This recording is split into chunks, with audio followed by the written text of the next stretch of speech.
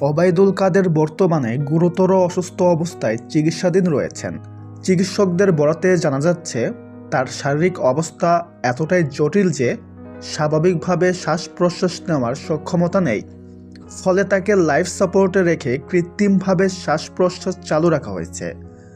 তিনি বর্তমানে নিবিড় পরিচর্যা কেন্দ্রে আইসিইউতে রয়েছেন এবং সার্বক্ষণিক বিশেষজ্ঞ চিকিৎসকদের তত্ত্বাবধানে আছেন।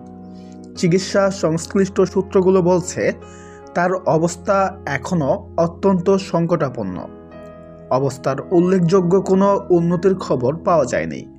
এই কারণে তার পরিবার ও দলের শীর্ষ নেতারা গভীর উদ্বেগের মধ্যে রয়েছেন।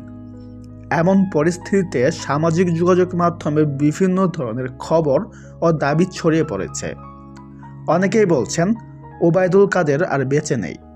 এসব দাবির কারণে সাধারণ মানুষের মধ্যে বিভ্রান্তি ও উৎকণ্ঠা আরও বেড়ে গেছে। তবে বাস্তবতা হলো, এখন পর্যন্ত তার মৃত্যুর বিষয়ে কোনো সরাসরি পারিবারিক কিংবা হাসপাতাল কর্তৃপক্ষের পক্ষ থেকে আনুষ্ঠানিক বা নিশ্চিত ঘোষণা দেওয়া হয়নি। তিনি এখনও চিকিৎসাধীন রয়েছেন বলেই জানা যাচ্ছে।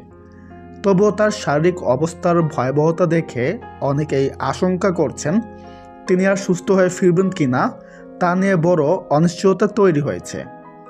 তো ভিউয়ার্স, এই বিষয়ে আপনার কি মতামত কমেন্টে জানাতে পারেন। ধন্যবাদ।